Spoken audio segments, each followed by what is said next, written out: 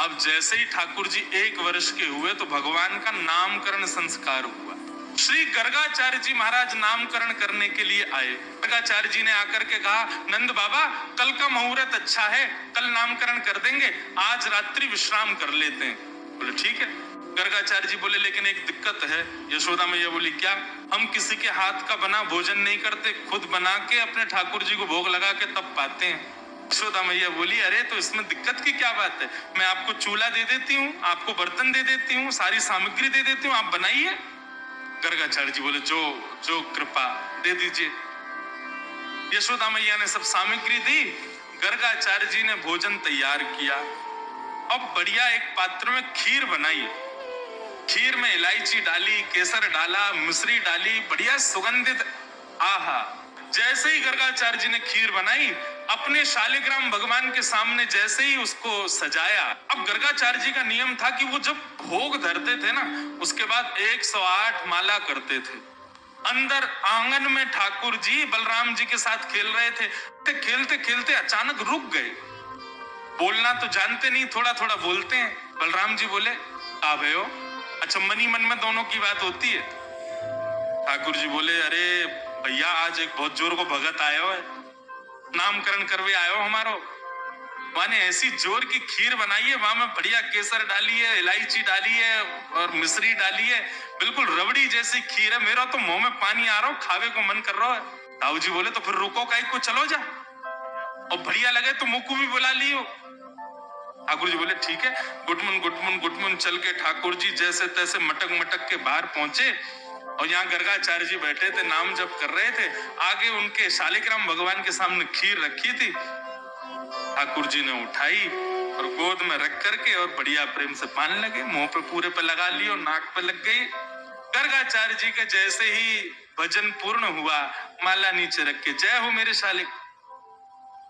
खीर कहाँ गई? तभी देखा तो थोड़ी दूर पे ही महाराज हाथ पांव सब सने हैं, मुंह पे पूरी खीर गिरी है और नीचे फैली पड़ी है, और ठाकुर जी प्रेम भाव से खीर खा रहे हैं। और जैसे ही गर्गाचार्य जी ने देखा तो हंसने और लगे। 2 दतुइयां दिख रही हैं ठाकुर जी की, अभी 2 ही दांत आए हैं। अरे यशोदा देख, तेरे लाला ने कहा कियो, मेरे ठाकुर जी को भोग झूठो कर दियो सबरो। यशोदा मैया दौड़ी दौड़ी आई, बोले बाबा बाबा बाबा नाराज मत हो, छोटो बालक है, आप क्षमा कर दियो। बोले देख पूरी खीर खा गयो। मैया ने लाल जी को उठाया, भीतर ले जा करके आंगन में छोड़ दिया। गर्गाचार्य जी ने फिर से खीर बनाई, ठाकुर जी से क्षमा मांगने लगे। बोले वो छोटा बालक है, नाथ क्षमा कर देना, आप भोग लगाओ।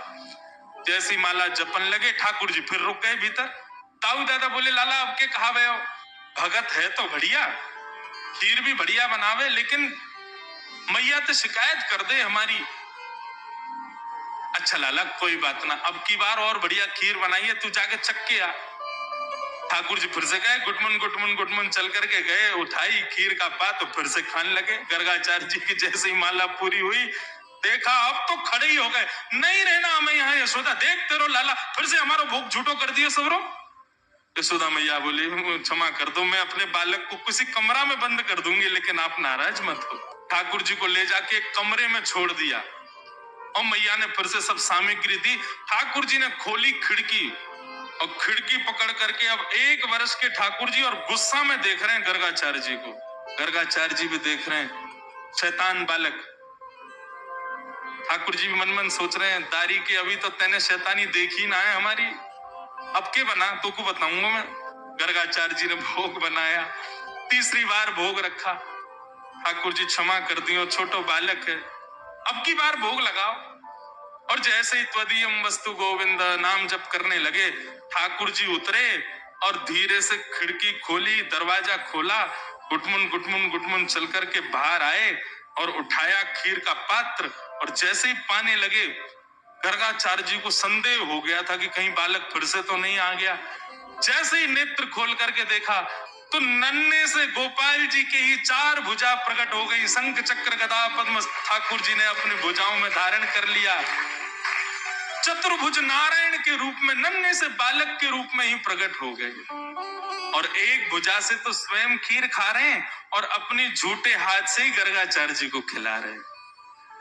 गर्गाचार्य जी नतमस्तक हो गए, बोले नाथ क्षमा करना, मैं आपके रूप को पहचान नहीं पाया।